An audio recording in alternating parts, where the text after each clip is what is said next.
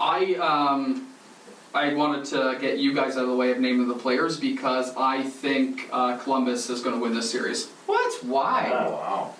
I just worse than my answer. I just think they're going to outwork us and outplay us. I think Torts has this team down pat. You have to remember, last year when they played Tampa Bay, they swept them. Yeah, I know. Okay? That's fine. Well, Toronto's not Tampa Bay, though. They're worse. They have no consistency. But Tampa Bay was in coast mode. Like, they cruised through the last part of the season, like, literally on coast. I don't think they were ready for the playoffs. And that's a John Cooper issue. That's, like... So, now you have a coach in Sheldon Keefe that was only coached playoffs in the AHL, won the cup there, hasn't done anything in the NHL to make his resume go, hey, I'm the fucking guy. I do, man. I care. Did they look better after Keith took over from Babcock? The one game that I watched against Arizona, the day that he got hired, you could tell a huge difference. Their record was a lot better. Consistency was not there. Well, they're probably learning a new The power system, play was not there. Well, let's give them time. The grinding, the going into the corners was not there. Yeah. Columbus has all of that. Yeah. I'm getting Columbus, and it's going to go to the fifth game, and Columbus is going to win. Welcome, everybody tuning in. And this is Dawes Tales. We'll be getting into tales from heads to tails and telling both sides of the story.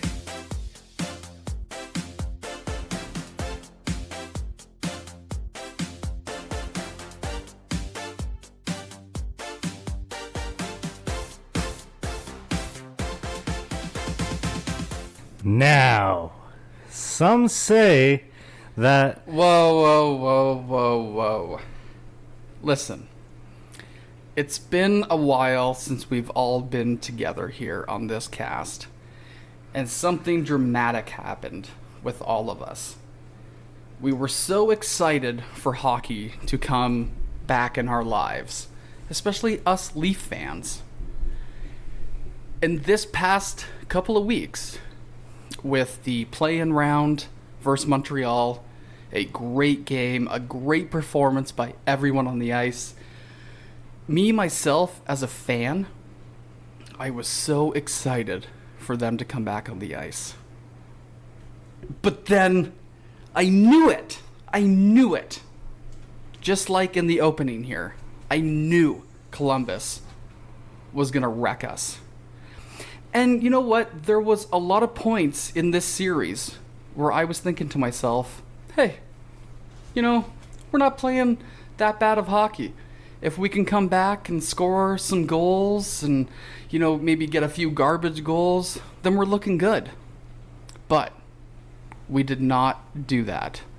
And now I have to watch teams that I do not like, that I am not interested in, to play hockey for the rest of the summer until the NHL starts back up. Quarantine was obviously hard for all of us. It was hard on me. And what I wanted was to watch hockey. So, like I said, when the Leafs came back, I was pumped. Game 1, obviously, didn't go our way. Game 2, meh. Rest of the series, meh. We had that great comeback in the last 3 minutes, 6-on-5, and then overtime gave us hope. I'm sick and tired of hanging on to hope and then it being crushed.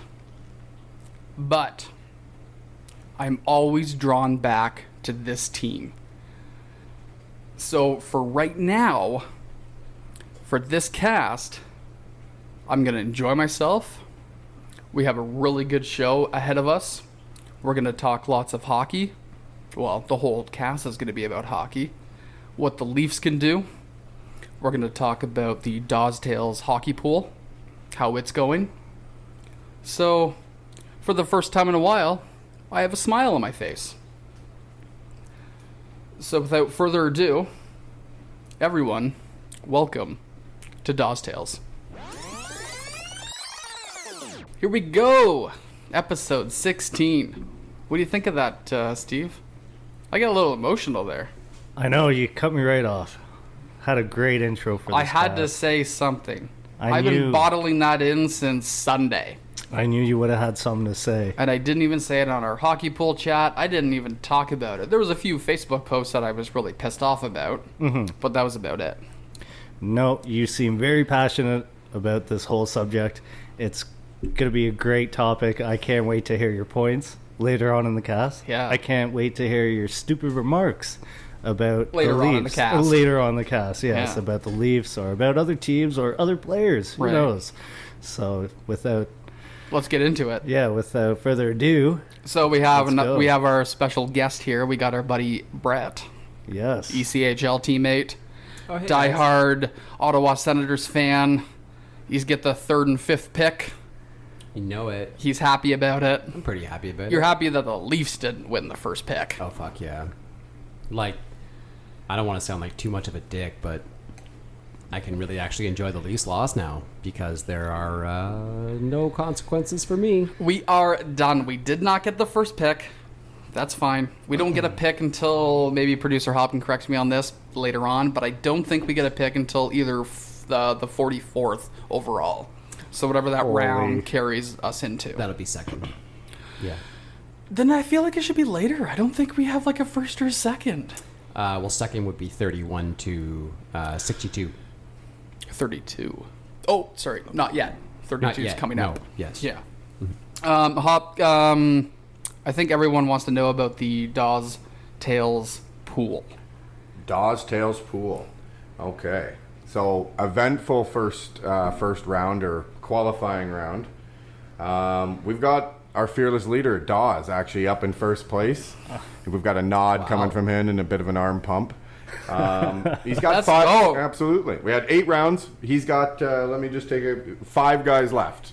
So of everybody that's in the pool, 5 seems to be about the standard number. Chris Thomas, actually, our buddy Chris, who was here for the podcast, he's the only guy who has 6 players left, sitting in dead last though. So that Shit in the sucks for- bed, bud. Absolutely. Just fucking everything up. Myself, I have 5 players left, sitting in second place.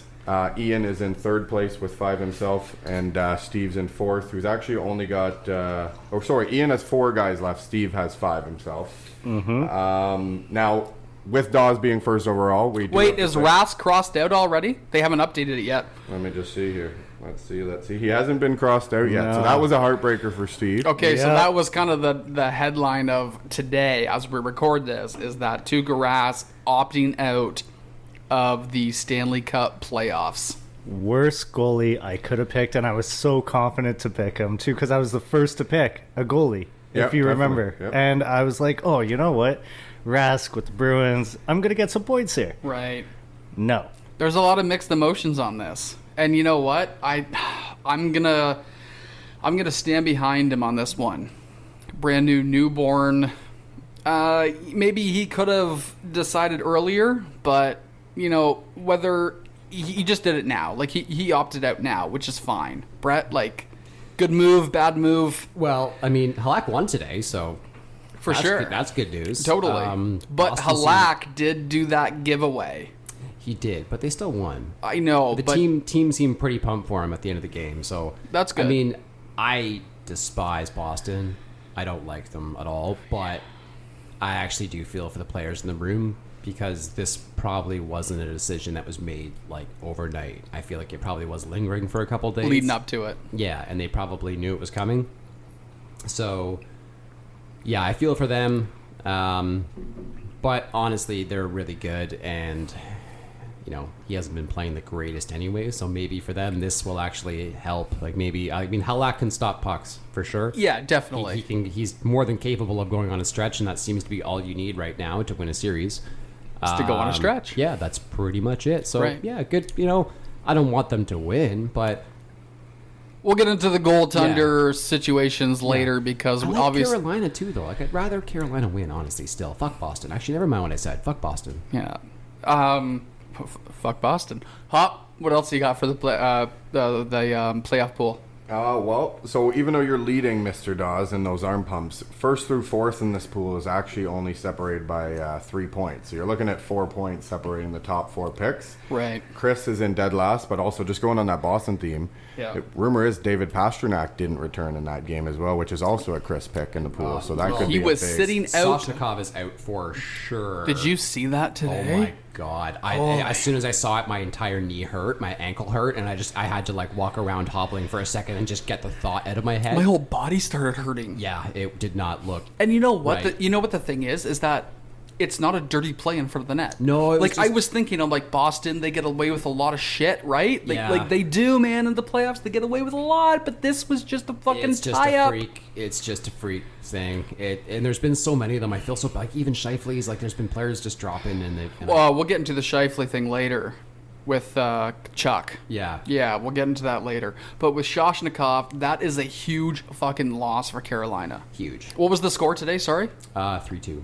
3-2. I think so. Yeah. No, 3-2. 3-1. I think it was 3-1. Yeah, 3-1 Hop, Boston. check that for checking us. it for us, boys. But even right now, with a lot of people in the pool, there's a lot of Vegas Knights guys left, Yeah. a lot of Boston guys left, and St. Louis. Well, I was gonna ask. Well, St. Louis, they might be gone soon, but I was gonna ask. We don't need to go through the entire roster, but like, who's the heavy hitters for each team? Like, are there one?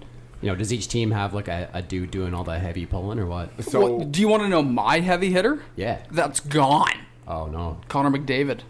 Ooh. Bye-bye. Yep. Goodbye. Gone. So absolutely what he said. So we were right. 3-1. That was the total, just to get answer 3-1, that quickly. yes. But you're right. So Corey now, with McDavid gone, his heaviest hitter at the moment is Matt Barzell with 5 points so far. That's still pretty good. Go. though. They're Like, good. they They're can looking clean up good. Washington. Surprisingly, clean it like, up. what's going on? Let's right? go Like, Washington. Fuck Washington. Kind of fuck Fuck Washington. Ovium. too. Yeah. Sick and tired of They seeing that won it. fucking They can guy fuck off now. fucking swim in a fountain and... I want to see him go take the cup everywhere again.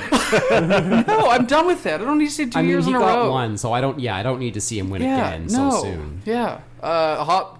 Number 2? Who's number 2 So overall? I'm number 2 overall. Nice. Ooh, I'm tooting sitting your own back. horn. I lost Draisaitl in my top, okay. but I got McKinnon sitting back with 6 as well. Ooh, They're Nate like- Dogg. Man, they Nate are Dogg. just pummeling Arizona on the shots. They are like they're skating circles around Arizona. Arizona won today, correct? They did. They did, and it was yeah. Like at one point again, fucking Colorado was fluke. out shooting them 40-18. It's like how the Today? fuck are they surviving? I just flipped in at work for a second. I was streaming it for a minute. Like how is Arizona? Just like Columbus? How are they surviving this assault? How do you just leave your goalie in a shooting gallery and survive this long?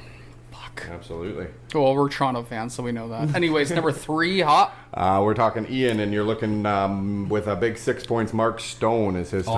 Our boy, my Brett. boy, Our boy. My Mark favorite player Stone. in the whole fucking league. And you know what bothers? You know what kills me right now? His hair is looking more and more Alfie-like. It's like, why are you like? Are you just trying to taunt me now with the ghost of Alfie? Well, he has to dye it blonde. I know, but it's getting amazing. It's amazing. Like he's amazing. Everything about him's amazing. His play. He's an amazing player. His celebrations are amazing. His passion's amazing. Just before we go on to the other pick, Hop, I just want to say something because we have a full ECHL team here with myself, Steve, and Brett. And, you know, sometimes when we play and, you know, we're waiting, Steve's having a smoke, whatever the case is, we always say, you know, who do you think you are as a player? Do you guys remember who you said about me? Who I said about you? Yeah. Because I think it was I'm pretty Mark sure- Stone. I think it was Mark Stone because No. I can feed and play good defensive puck. I'm I said pretty. Mark Stone? I think it was I feel you. like me say Mark Stone because that's my last. Like my play-by-play name is Stone. I said Brad Marchand because you're a dirty fuck. But you can't play dirty and Chell, though. I'm trying to remember. I feel like I said someone different, but it was still really complimentary though. Oh. If you could think about it, I would love to know right now. Fuck, who was it? Oh, I really thought it was Mark Stone. No, I don't think it was, man. But it was someone just as good. I think. Like it was, Well, or someone very complimentary. Steven, you have Brad Marchand with me. I did. Yeah. Brad, I also want to Marchand's mention. pretty damn good though. Like I'd be down for that. I know, but we're talking like We're talking Mark Stone. I know, but like I'm Can you I'm think Mark about it Stone. like throughout the cast? Yeah, try to come up with it, Like Brett. put it at the side of your head right now and just kind of think about it, because I would really love to know before this cast Oh, ends. this is so long ago. Oh yeah, I'll try to think about it. Okay. To be honest, I'm about sure if I stop thinking about it, it'll actually come to me. Perfect. the pool too, I just want to mention that Yeah. I was first for a very long time. Oh my god. I was first. I was For like on the first top. week. I was on top. I was winning this pool. Now I made my slow descent. But anyways, so what is the next player or next pick? Your next pick is actually, we got Steve in fourth. Nice. His top player, he did lose Nugent Hopkins, but he's got Patrick Kane sitting up top. Patrick now. Kane. Patty Kane. And you all mocked me for picking Nugent Hopkins, and he came out with 8 points before they got eliminated. Like, you guys were like, oh, this guy's a bum. Everybody laughed at me. Dawsey was making fun of me. because he put was up on the points. same line as Yeah, McDavid. but remember though, we're only in the first round. I know. So, like, no, 8 he's already points. he's already eliminated, Yeah. but Correction, play-in round. Not even a first round. Yeah. Play-in. but in the we're pool, done the play-in round. in the Are we? pool, This is not the first round of the playoffs. No, but but Edmonton didn't go. That's what I'm saying. That's what I mean. Sorry. Like, but even now we're in round 1, so like we still have 3 more after this. Yes, but like, 8 Dreisaitl's, he's not in it. I Or know. Nugent Hopkins That's is what not I'm in saying. it. So Yeah. 8 points might not matter much by like round 2. No, it might not. So it might not. What I I'm, don't what know. I'm saying, Steve, is you're probably finished. Yeah, yeah. I was trying to be real nice about it. but- Hold on, here, hold on. Hop, can you just Finish it off with the. No. Can you just say Steve's team out loud? Because I Oh. just want Brett to know what Steve's Oh picks my are for the rest of God. them. Please. No problem. So, Nugent Hopkins and Sidney Crosby are gone. Okay. Patrick Kane, Alex Ovechkin, Torrey Krug, Evgeny Kuznetsov, Nicholas Backstrom, and the goalie who doesn't show up for his team, Tuukka Rask. Okay, so Yeah, Rask is gone. Yeah, If Washington, if Islanders beat Washington, that's it. like you just said, he's Yeah. pretty much done, right? That's it. Yep. You'd be down to 2 players, and one of them doesn't have a goalie. So, Brett, for shutouts, we do 5 points. Okay. So goalie's a big deal in this. Yeah. For getting shutouts. Steve? Surprised no one went. Did anyone pick Fleury? Yes. Yes. Our buddy Ian. Yeah. Okay. Yeah, he picked Yeah. Fleury. He's That's- got all the Vegas Knights players. That's a good. He has long-term Vegas. man. He has, He's a smart Took cookie. Pacioretty as well. and Pacioretty hasn't played yet. He's coming back soon though. That's good. That might be interesting. And This then- Ian yep. character might have a long-term advantage here because I think Vegas is now going. Oh, see, that's not my pick out of the West. Let's go. We'll talk. Well, what you just said, Brett, fired me up, but we'll say that after we do this Segment yeah, here. Exactly. Thank you, Steve. And last is Chris, dead last. Can you just say Chris's picks out loud? I just want Yeah. Brett to know. Absolutely. So the one that's killing him, I was just looking right now, is he took Stamkos.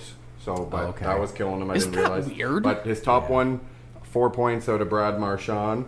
He's lost William Nylander and Evgeny Malkin, but he's sitting with TJ Oshie, Petrangelo, Pasternak. So we don't know Stamkos and Holtby. He's Oh, done. he's hurting too. Yeah. Dunzo. But you know what's crazy though is like if you had asked me 3 weeks ago or 2 weeks ago, these would have been fine picks. Like a lot of them would have seemed like pretty solid picks. Like Sidney Crosby, that seemed like a pretty solid pick to me. Like realistic Yeah. picks. yeah. But now it's kind of like, hey, underdogs. Hi, how you doing? Yeah, it's I'm like still upset here. City, man. It's ridiculous. Even Montreal beat. Oh my whatever, god. 5-0 there. Montreal. None of us in the pool picked a Montreal player. Not a No, single not player. a Like, single. Like, why would you Habs. though, right? Like why would you? What I was actually saying earlier is that I can't believe, and it kills me. But even though I lived there and I thoroughly enjoyed going to some of the games, nobody picked a Canuck. Like, man, Bo Nobody did? Horvat, Yeah. Horvat, Oh wow. Pedersen. He would have been Pedersen would have been my first pick off Vancouver, but Right. not Horvat. But my Yeah. goodness, he's been on fire. Unreal That was one of the sexier goals I've seen in a long time. last night. Yeah. Actually, even the night before, he pulled like basically the same shit, just minus one deke. Like, I don't really know how they're all coming together. That's Who are they playing right now? Sorry. St. Louis. Exactly. Yeah. Like, come on, that's Well, the that's Stanley Cup like- champions. It's weird, man. Like it's like Bennington's not looking like wonderful, but at the same Justin time, Bieber can probably score a few goals on that guy Yeah. right now, eh?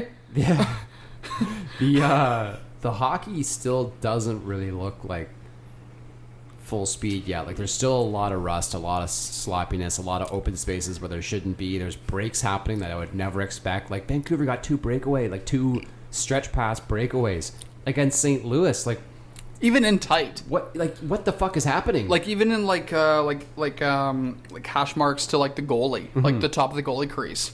Like there's a lot of room going on there. yeah, tons. And puck battles are like even someone, I'm not sure if you saw the highlight the other night when Klingberg got burned by Toby Reeder. The Calgary goal, shorthanded. He was like 10 feet behind Klingberg, blew past him and scored a shorty. And like Right. that's John Klingberg, who just got absolutely embarrassed on national television. Which never happens. It was bad. Like it was Yeah. bad. Yeah. He wasn't even paying attention, and Reeder just like scooped it out from under him, and it was over. Yeah, and the Montreal thing is what gets me, like, it boggles my mind right now for Montreal to, A, beat Pittsburgh. They shut down Crosby and Malkin, and now look at them. They're playing Philly. Yeah. Like I had Philly going to the conference final. But Philly, even I've only watched like probably 30 minutes of their hockey. Philly's look really disinterested sometimes. Like there was a goal last night where they were literally standing in their own end. Like they weren't even.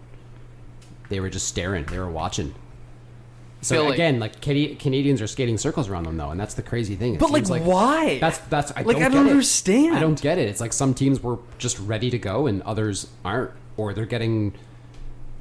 I really don't know, man. It's weird. It's I have really no explanation for it, but I see a lot of teams getting outworked. I just have no explanation as to why. Right. And, the whole thing before this is like, is Max going to play? Is he not? Even when I watch a few of the Montreal Canadian games, like, I still, sometimes I kind of notice him out there and sometimes, like, I don't. I feel like it's other players getting into the mix. Mm-hmm. Like that one fucking guy, I can't even pronounce his name. Fucking... Are you talking Nick Kotkaniemi? Suzuki? Suzuki and somebody else. Kotkaniemi? Yes, thank you. Like, that guy's been fucking awesome. been awesome. And he killed Crosby. I think they went 1v1 a couple of times. Like, line versus line. Yeah. And, man, that's huge for the kid. Yeah, absolutely. So, confidence booster going into it looks pretty good right now.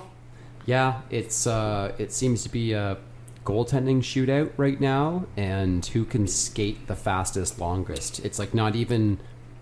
It's not even who's the better hockey team right now. It's like, again, like Colorado's an example today, skating circles around Arizona for 3 periods and still losing. Sorry to bring it up again. Columbus getting circles skated around them several times by the Leafs and We'll get still into losing. we'll get into that. It seems like it's It's- the younger teams. It's the teams like the Nick Suzuki's and that are unbelievably fast, that are the people you were sleeping on that are young. That Yeah. you're like, who is it? Well, we all came into this going, is it the veterans with the experience or is it the young guys that are going to have the run? And it But seems to another be, reason why I picked fucking Toronto to beat Columbus. Like, was that not a no-brainer? Or I don't know. I guess you guys I thought it was, yeah. like. I want to save the leave talk for a little later. Oh, no worries. Sorry. Okay, So- for like, okay, sorry. Oh, Steve. no, I was going to just Steve, say please. also for the hockey pool, since we're kind of on that subject. Yeah. Kind of straight away from Yeah. it. Me and you had a little discussion last night, Dawes. Oh yes, Brett, this is new for you, but A little side bet, because do tell. I'm out of it. I'm probably out. But we have Ian, who has literally only Golden Knights and Ratnan, and then we have producer Hop. thanks for the support, Steve. Yes, He's hyping up producer Hop right now, Brett. Nice. But just wait until you hear the whole story. So we have this discussion last night, and Dawsey goes to me and he says, "Hey man, I have Ian win the pool. Ian's going to win the pool." I said, "To be honest, I think it is producer Hop." Producer Hop, he better fucking win this because we because we put $100 up on this. Ooh. Dawsey said I have a small hockey mind. I know it's not as great as you guys. He was throwing some chirps out there. And A lot, like big. But Apparently. I was saying, no, producer Hop, And he says Ian. So $100 for Ian or $100 for producer Hop? Who Now, do you just to think- who do you confirm think- this who do isn't you- about who's winning. It's who's finishing above. Yeah, the it other doesn't. person. It doesn't matter. Okay. It doesn't matter who wins. Can I? Sorry, It's I remember who's above who. I understand that his team's mostly Vegas Knights. Can I get a refresher on your team, Hop? Absolutely. So my team is. I went for the. I'm going to cover as many teams as possible. Okay. Yeah. Yep. So I've lost Draisaitl, Jake Gensold, and Patrick Laine, but I'm sitting with McKinnon, Bergeron, Kucherov, Giroux, and Binnington in net. And So- then can we hear Ian's team one more time? Yeah. You got Stone. Well, Rantanen. we got producer Hop's going to be on it. Yeah. It's okay. Stone, Rantanen, Oh, okay. Pacioretty, and Fleury. So he literally has. If Vegas is done, he's got one player left.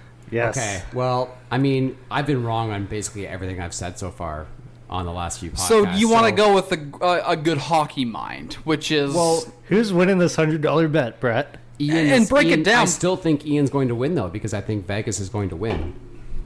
Yeah. Vegas is looking absolutely unstoppable. Yeah. And the only team that right now in the West looks like they could even challenge them is Vancouver, which surprises the fuck out of me to say. But nobody has a Vancouver player, so if Vegas No. goes to the end against Vancouver, yeah, that's just by default for Ian. You don't think Colorado has a chance? Sorry, yes, Colorado, my bad. Yes, they do for sure. Nice. Colorado does for sure. So mine is I'm you the have other way. You have Rantanen, or he has. No, I have McKinnon. You have McKinnon. So my thought is I'm going Colorado and probably St. Louis out of the West. Yeah. And you're going to go Philly and Tampa out of the way, and you're going to see Philly versus Colorado in the final. St. Louis. Wow, St. Louis. St. Louis is getting. St. Louis fisted is right fucked. now. St. Louis is I understand that. fisted. Yeah, no, I like that term. I like that term a Oh, lot. that is I'm not saying that. I'm single-handedly saying, beating but them. Exactly. I'm saying Colorado Yeah. and Philly in the final. You're going to have my McKinnon and my Giroux in the final, and he's not going to have any players left, so it's not Yeah, going to so matter. sorry, I did forget Colorado. I was just saying like 5 minutes ago that they were looking amazing. So yeah, Colorado or Vegas. So in the let's go West. Colorado Vegas in the conference final. Who wins? Vegas looks really good. I know. And so, but Colorado, I think, is more of a one-line team than Vegas. But there's such a good line. Like, there's such a good line. But can it shut down Vegas's four lines of D? Vegas? It I don't know. can't. It I don't know if it can't. can. It cannot. Nazem Kadri. What, Don't listen to Brad. well, I mean, like, that's the thing. Court and I were talking about this the other day. Like, Vegas just has, like, other than Mark Stone, who I think is a bona fide superstar, they really just have 11 other really good forwards. They don't really have another major, like, you know, Marchessault is really good, and Riley Smith is really good, and Stastny's good, and but other than that, they just have like literally 4 rolling attacking offensive lines.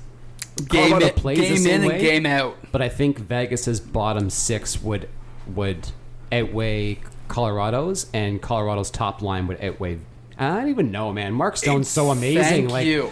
The defensive play in Mark Stone against McKinnon. Oh, or it's so fucking it's Rantanen? a toss up actually. So yeah, it's a pretty close, but I still lean Vegas a little bit. And then in the East though, the East is still really wide open. Like, because there's teams that I want to say that might get there, but I don't want to say it because it makes me sick to say. Like, I don't want to see Montreal get very far. Like, can they fuck off already? The Islanders would be okay just because Pajot, whatever, he can make it. Other than that, man, like, you know, Tampa would be good for them just because they. Did you know Pajot's line mates right now? Who's he playing with? Clutterbuck and I don't know who else. Actually, I shouldn't say Clutterbuck because when I saw him score the other day. Sorry. Are we talking? We're third line. No, he's on second right now. I think Pajot. I think he's second line center for them. With who? Sorry, with No, maybe third. Yeah, Clutterbuck. I don't know who else he's playing No, with. I just saw him Clutter- score a goal with. He basically shot it and it went off Clutterbuck and in. So I know he was playing with Clutterbuck for a little bit. I feel like Clutterbuck's. Fuck. Can we get the we just can get taking a projected lineup here. I feel like Clutterbuck is little depth chart. a little third line or fourth line action here with like Matt Martin or something like that. Yeah. Oh, I could be wrong, but I'm just very well be right. exactly. Yeah. I can't think of many other, like, they have one better center for sure, but I can't think of. I'm struggling to think of their others. So You heard it. You heard Hop's lineup. You heard so Ian's I'm going lineup. Ian. I'm still going Ian. You're still going Ian. I'm going Ian. So you're going, Really? I win the $100 against Steve. Yeah, I'm sorry, Steve. You don't have to be a nice guy about it. It's just the other, like the Hop. I appreciate the hedging the bets. Yeah. Of the. I He really, had no idea. Like that was this a guy. smart, that was honestly a smart move to play, but it hasn't worked out that well. And I don't know if Philly doesn't go, you lose Giroux. Your You biggest lose thing. Holtby. I don't have Opie. I have Bennington. Sorry, but, Bennington. Oh, sorry. But Either way. But rather you than guys lose both have made it so clear that the reason why Carey Price was one of the main factors in the Montreal aspect. Oh against yes, Pittsburgh. absolutely. Carter Hart has sitting right now at a 938 as a 20-year-old goalie in the playoffs. Yes. So I know, but Philly it is didn't look going good into the other Philly night. will be in the I final. mean, that wasn't his fault though. He just the team was. That was what I was saying. They looked like they were disinterested, man. They were just staring around, staring at the Yeah. time. It was a pity pull. Like that was a pity pull. It's fucking tough. Yeah. And I love Carter Hart. Oh, me too. Like, Absolutely. I fucking love that guy, man. But yeah, I still think. Well, we need Philly to come up top. Like, I do not want Montreal to go I any don't further. care if they make it past this round, but no further than that. Come on, like. Well, then you're getting into the most difficult teams. But even right now, like I said, even Philly, like during the play-in, they fucking looked deadly. Like that was a team to be reckoned with, like Philly, Carolina kind of thing, right? Yeah. Now it's kind of up in the air. You don't really know what's gonna happen. No, I have no idea what's going to happen with anything. Now, did you guys see? I seen this on Instagram. Actually, it's kind of funny. The Habs apparently paid for a couple billboards in Toronto, trying to support Toronto fans to cheer for the Habs along the way. That's Your disgusting. thoughts? That's rude, and they should Yeah, stay I down. have the post. I've seen it. Yes. I don't like it. I've also seen it. Yeah, it's I wasn't ridiculous. listening. I wasn't listening. Sorry. So yeah, Say it again. bulletin board, downtown Toronto, CN Tower in the background, and the bulletin board says hashtag Go Habs Go. Yes, and they Are paid you for it. fucked Yes. in the head? So I understand that it's a hub city. I get it. And I understand that they want to be maybe like Canada East team, but guess what? Vancouver's still there, and they're so much more likable. Let's go Like, are fucking you kidding Canucks. me, Montreal? You're scum. Like, the entire team is scum. Like, Why though? Like why? There you go. There you go.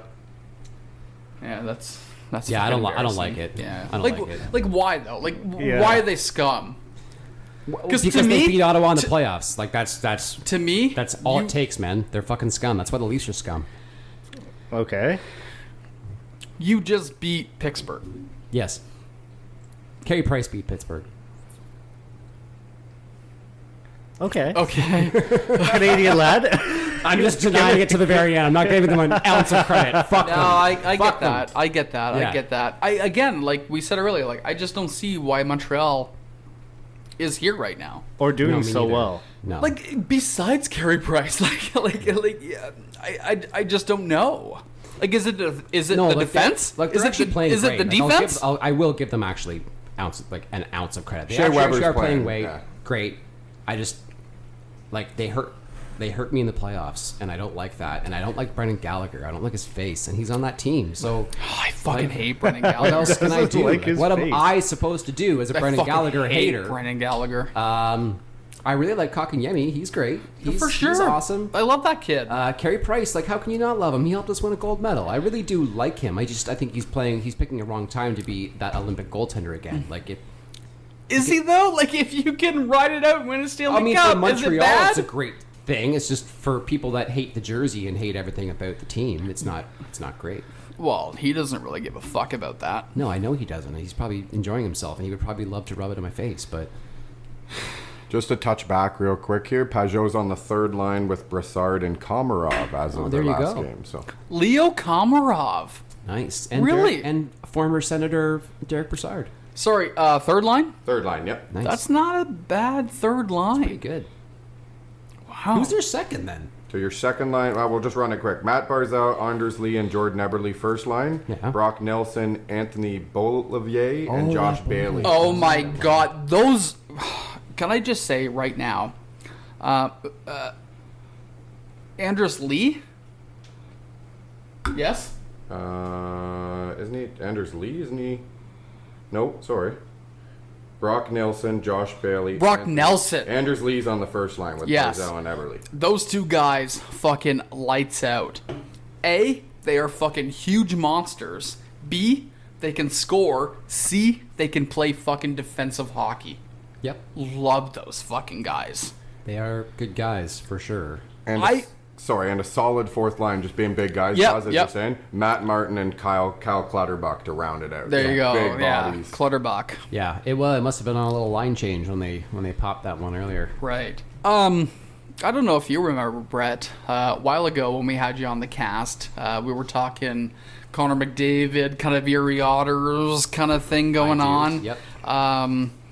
Late last night, I was actually woken up. I was in a deep sleep, and then our fucking producer he woke me up out of a dead sleep. It was a pretty sexy dream, too, if I'm not mistaken. So I woke you up in the dream, or did I wake you up? Were you dreaming of me? We're like, what are we trying to say? Maybe it was both. But Yeah, why can't it be both? regardless, Dreaming of producer Hub. regardless, you did wake me up, and you had a you had something to say. Yeah, so I went back through this cast just to kind of, as I do when I edit, and I kind of was looking through, and these guys had a quick chat about Erie and McDavid's past teammates. So I kind of went through some stats, some different things like that, which I thought was kind of cool. So everyone who has grown up in Ontario and follows the Ontario Hockey League knows the powerhouse team out of the West forever has been the London Knights. Yes. Well, over this 4-year span when they got to take McDavid, Steve, so in the OHL you can take an exceptional player at 15 instead of 16. There's only been like 7 of them total. Okay. McDavid being one of them. McDavid's teammate, so he started young. Connor Brown, as you guys had in your last thing, was actually a teammate of Connor McDavid, which they had a back and forth. Couldn't figure out if it was Connor Brown, who aforementioned. I actually ended up looking this up the next day because it bothered me that I didn't know off the top of my head because Formenton played in the Knights. He did, exactly. And Connor Brown was there the year before I went to a game and saw him. So when I was there, it was DeBrincat and Strome. Absolutely. On his line mates. And Connor Brown was there before Yeah, the year before. But in my defense, he was also a least prospect at the time, so who cares? Oh, exactly. Well, so anyway, in that, just when I looked that up and saw what the stats were, Connor was his captain in his 16-year-old season. So he was there for his 16-year-old season. McDavid in that season put up 28 goals, 71 assists for 99 points as a 16-year-old. Fuck. How do you get that many assists? Connor Brown, his teammate, had 45 goals, 83 assists for 128 points. Oh. Yeah. So just to show you, so as we were just talking, that year alone on Erie Otters, you had McDavid, Connor Brown, Andrei Burakovsky, who's with Colorado right now. Thank you. I was just about to ask that, actually. Our boy, defenseman Travis Dermott, and rookie Dylan Strome. Your boy, but yeah, that's cool. The next season, McDavid, obviously Connor Brown gets his captain, he moves on to the Leafs, or I think it was maybe the Marlies at that time. McDavid, as a 17-year-old, is promoted to captain of the Erie Otters, a league that you can play till you're 20 in. Right. McDavid plays only 47 games in that season because he breaks his bone fighting. Do you guys remember when he punched the boards in that? Do you remember that season? He still puts up 44 goals and 76 assists in 47 games for 120 points. Jeez. Yeah, he got 6 points the night I saw him.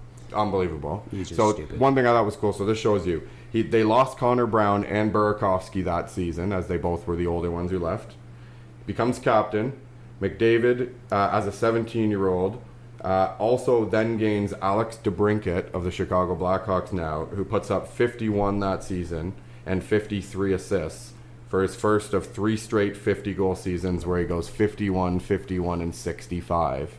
But DeBrincat still gets taken 39th overall in the second round and is passed up by everybody. Wow. That's crazy. Because he's 5'9", and they thought as a small guy he wouldn't be able to do it. Right. Look at what he's doing with Chicago. Who's on his line now?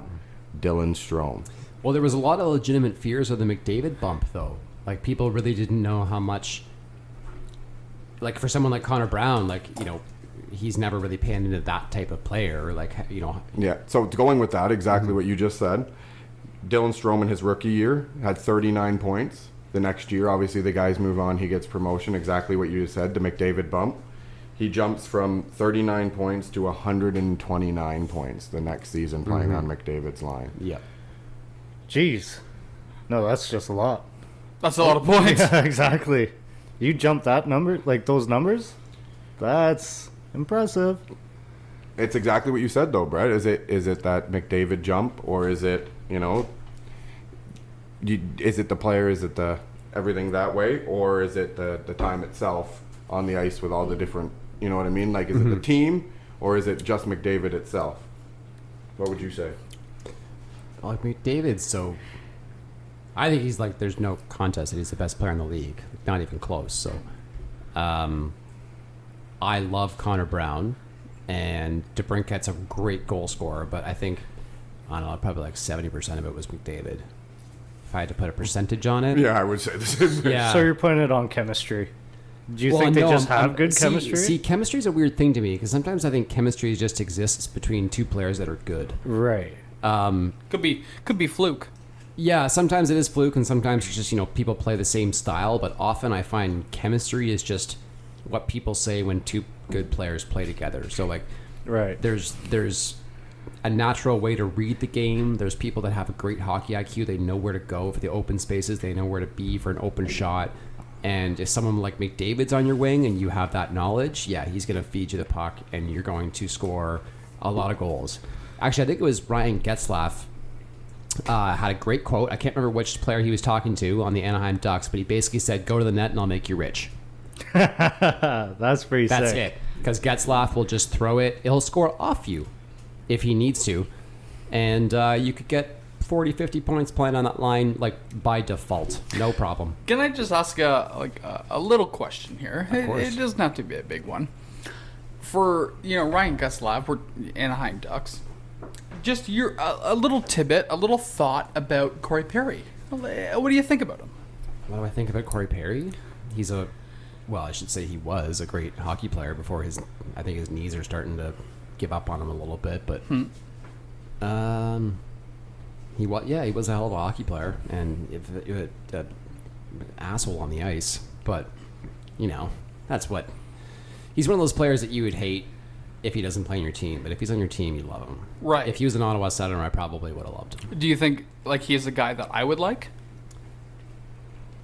Maybe. I don't know. I actually went to high school with Corey Perry. Did you? Yeah.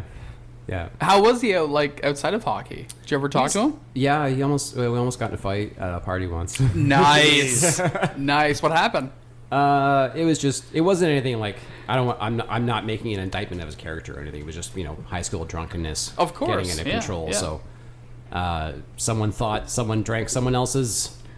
Do you remember Bubba's? Remember Molson Bubba's, the little mini kegs? Yep. Okay. Yeah. Well, Yeah. I guess someone drank one of those on him, and he thought it was me. So, that's.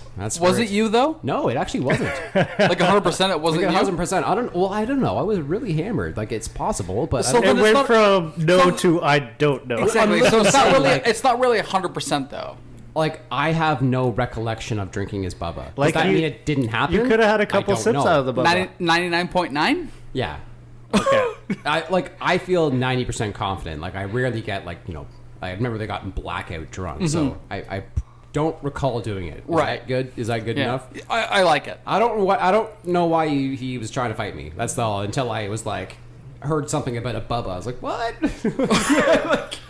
What about Bubba? If I was drinking one of those. So it- what Who's happened? Bubba? What happened? No, we got separated. It was in my friend's front entrance way, and nothing really major happened. But one of his buddies got me off him, and he's like, "Don't touch him. He's worth $1 million." And my buddy was like, "I'll make him worth cents." Jeez. It Nice. escalated quickly, Nice. but it was really, again, it was just one of those stupid, Were you like face to face with him? yeah. Well, yeah, he was about to hit me, so yes, as within hitting distance. Like were you like nose to nose? Yeah.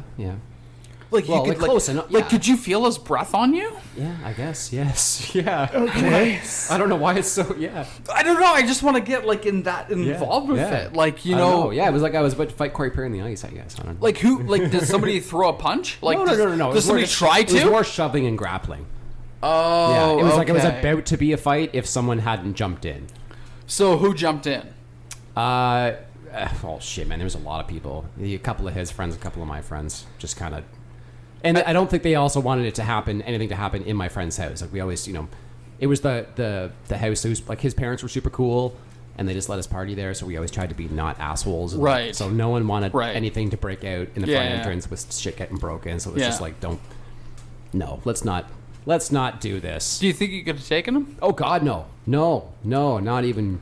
Not even close, eh? Close, no, man, no. Like, what if I you had, probably like, just had my shoulder out of a sling too. I just looked at my shoulder a lot in high school. So, and he's like, he was, like He a was Corey professional Perry. hockey player already. So He was Corey Perry. Yeah, he was. Yeah, he's a very good hockey player already. So, Well, yeah. I mean, if I had the chance, there was a one time in high school where high school hockey where I tried to fight Matt Duchesne. really, Yeah. It didn't go over too well. no, No. Not only did I try to drop my gloves, but somebody came in and tried to protect him. oh, Yeah. I don't even know who the guy was, but they're like, hey, Don't you're touch not the fighting stars. this guy. Yeah. But in high school, though, that's a Well, little this strange. is the same. Like the same deal with my, his friend yelling about the worth $1 million thing. Like there's a point I think where a 16 or 17-year-old realizes that they're going to make the NHL. Actually, I heard a story. I can tell you actually a story about Chris Pronger, because one of my former bosses went to high school with him. And by the time you're 17 and you've been basically told by NHL scouts that you're going to go, you don't give a shit about high school. Well, you don't give a shit. you gotta smarten up. Well, you do you? Because that's the thing. Like, you're walking into a major payday. Do you have to smarten up? So Chris Pronger Nowadays, you do. yeah. Well, Cell phones everywhere. Back then, Well, I can see you getting away with it. well, I'll explain what this is. It's a minor thing, but like Sure, his yeah. final Yeah, exam, yeah. for example, his final exam in high school, he walked in under the name section. He wrote NHL, and walked out. Got like- 100%. Probably He was good to go. He got 100% in the NHL. That's for sure. Right. But that's the thing. Like, you're literally months away from signing an ELC deal. You're going to get $1 million signing bonus. You are going to be financially taken care of for the next 3 years. As long as you don't hurt yourself, you're going to become a multi-millionaire.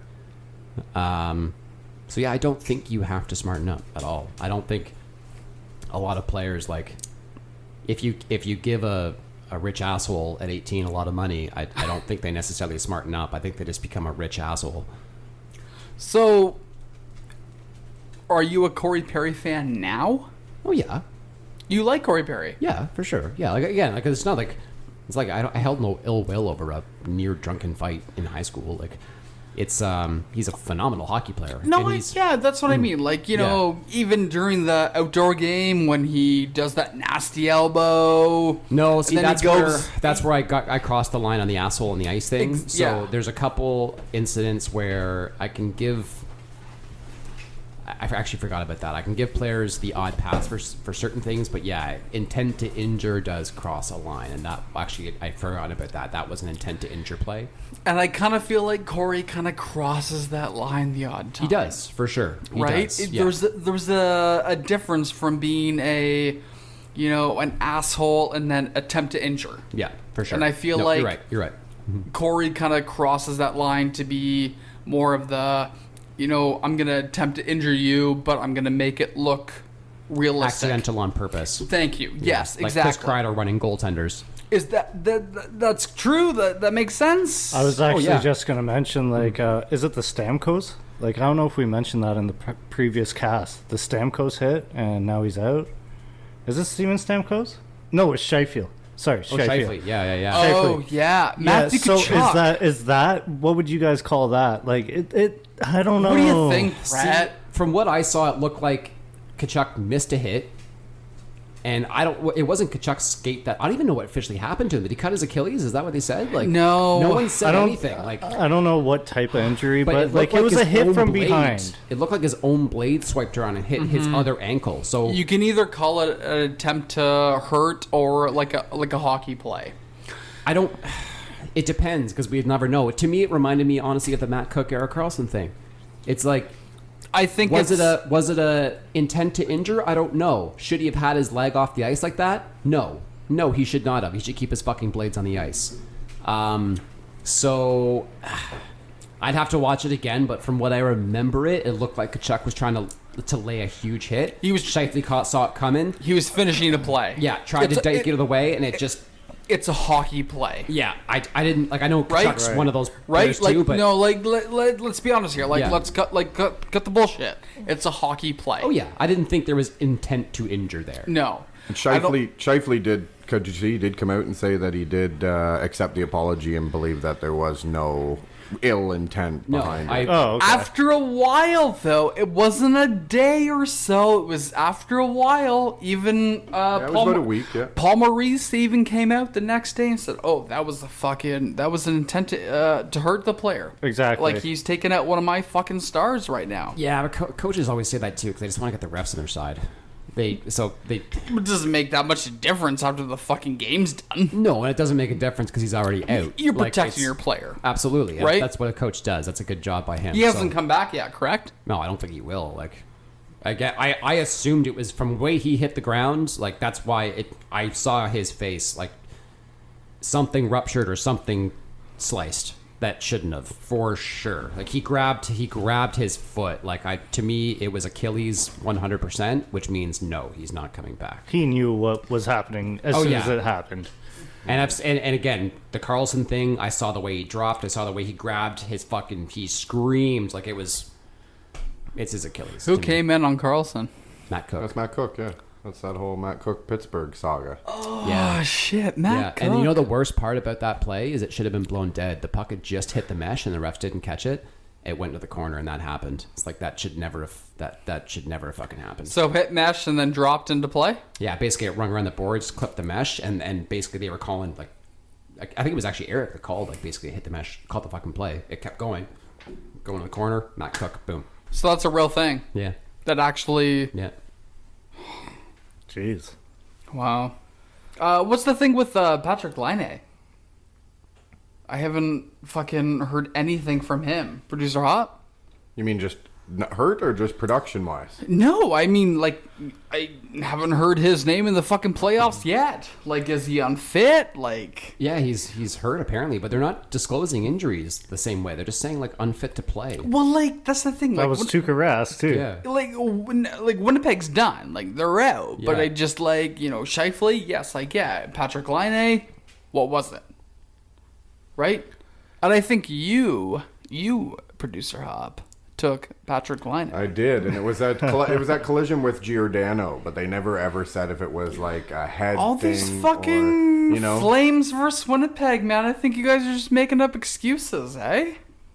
Well, the biggest thing was, and I think the biggest thing is what you said is kind of they don't disclose it, and now that they're able to say unfit to play, you don't know if it's COVID related. You don't know if it's almost in a way better for the NHL to be able to diagnose something like that because you don't, in the sense that if there are the agitators or there are the headhunters, you say to somebody, like, I don't know, I wouldn't consider myself a goon in any means, but if you know if somebody's got any type of injury, leg injury, arm injury, you're going to work on that side of the body more. absolutely. You're going to go for that concussion, you know what I mean? You're getting a little sticky there for So sure. there's almost a benefit to that. So in that case, but that was all. I thought it looked pretty harmless. It was like I think it was middle of the ice or one end. They just kind of collided. Laine went to the bench, and you never saw him again. So I would guess concussion. Or, Yeah, because he had a some- concussion about a year and a half ago, did he not? Yeah, exactly. Okay, so we all know why we're here, especially Brett. Because what I wanted him to come on originally was because of this, not just one reason, but a few reasons. Hey, Steve? Yeah, we're getting Brett on. And not for just the one reason. A few reasons, like you said. Leafs talk. I talk. want to hear Brett's opinion, not being a Leafs fan. What is his thoughts on the Leafs? Okay, so what I want to start out with right now, off the bat, is let's work our way back to the front. Okay. Okay, I love it. the back. Was Freddie the problem, or was he not? He wasn't like he was like maybe 10% of the problem, but he's still a problem, and you can't keep him, and you have to get rid of him. What's the problem? The problem is he gave up some really shit goals at really bad times, and I know that's really unfair. It's super unfair because his save percentage was phenomenal. I think he did his job, but there's also been 4 first-round exits under his goaltending tutelage. That's not a good stat, man. That's But not a good stat. Well, the real problem comes down. He's got 1 year left in his deal at $5 million. Yep. He's 32. Mm-hmm. So you're not going to resign him. Mm-hmm. So That's off the table, man. you got to move him. So that's it. You got Like, you can't go into the season with him, to me, or else you're moving. Well, you can't move him at the deadline because then you're going to lose him for nothing. So You're not extending Frederik Andersen. God no. So I heard there was a rumor. Wasn't there rumors for trades as well? Was it in our hockey pool talk? Yeah, Hob, what do you have for the rumor? Well, Sorry? absolutely. I know we've got potential trades coming down the line, but starting at the back end, if we're going to start that right off, I'm a firm believer that you do get rid of Freddie Andersen. Like Brett had said, you can't re-sign somebody that big. I wouldn't blame him fully, but I'm going to throw a trade out for you boys and see what everybody thinks here. And I'm going to go right off the hop with, we're going to take Freddie Andersen to the Pittsburgh Penguins for Matt Murray. And here are my reasons before you guys go in depth. Both goalies need a change of scenery, obviously. Matt Murray, proven. There's 2 goalies in Pittsburgh right now, did not look well in the Montreal series. Here's another one. Keefe coached Matt Murray for 2 years in the OHL. He's a Sault Ste. Nice. Marie Greyhound. Oh, Wow, Little did not know tie-in right that. there. Thank you. Murray, obviously younger, more proven, and cheaper for now. The only issue in that is he's going to want more than $5 million a season than what Anderson has when the contract is up, is what my thought would be. If he has a good Right. season with Toronto as a 2-time Stanley Cup winner, that is the only issue with that trade. So Matt Murray comes to Toronto for Frederik Andersen, straight up goalie swap. Here's my opinion about that trade. I love Matt Murray. I think he's a phenomenal goaltender. Do I like Frederik Andersen? Yeah.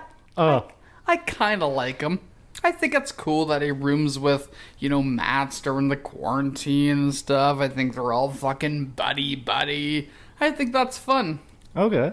When it comes down to fucking gameplay, I'm going to take Matt Murray over Nice. Frederik Andersen every fucking day. You know what? His stats says a lot. And I don't think Freddie has proven himself. And we want players, goalies, staff members on the Leafs organization to be able to prove themselves And put So- up those numbers. and put up those numbers. So, Freddie, thanks for coming over. Oh. But we'll talk to you soon. Ooh. I agree with Dawes. I think I'm going to agree with Dawes on that one. Oh, I absolutely agree on the assessment, but I have a couple major issues with this trade. Number one, why would Pittsburgh want to do this? They have so many more options they could get in goaltender that are cheaper than Frederik Andersen, that, as you say, more proven than Frederik Andersen. The second problem is even the proven factor. Like, Matt Murray won a cup, absolutely, but he also won it with Pittsburgh in front of him, not the Toronto Maple Leafs. So A really good defense core. well, that's the funny thing about Pittsburgh, is that if you look back on their cup wins, they're actually not even that great. Hold on, sorry, Brett. Just before you go any further, if you're going into defense talk, we're going to break it down right now. So we're strictly talking about goaltending. Oh, no. So please don't talk about the defensive play right now. Well, but you can't just make this trade in a bubble. You can't just make this trade and pretend that Matt Murray is going to give you the same performance. It doesn't work that way. It's a numbers game. Yes, they're obviously Matt Murray's better, but it really comes down to, why would Pittsburgh do this? I don't think they do. I don't think they make that move. I think they can move Matt Murray for something cheaper, younger, more experienced.